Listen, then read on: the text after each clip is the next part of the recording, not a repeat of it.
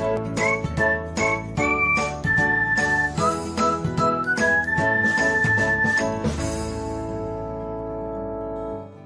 everyone, welcome back to another episode of Technologyglance.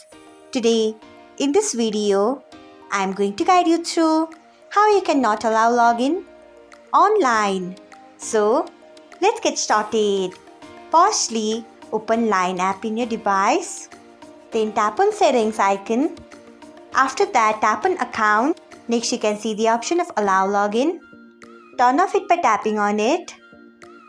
So, this is how you cannot allow login online.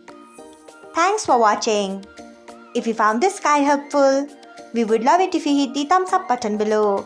We upload great new tech tutorials like this one every day. So, do not forget to subscribe to our channel and hit the bell icon so that you'll never miss another update.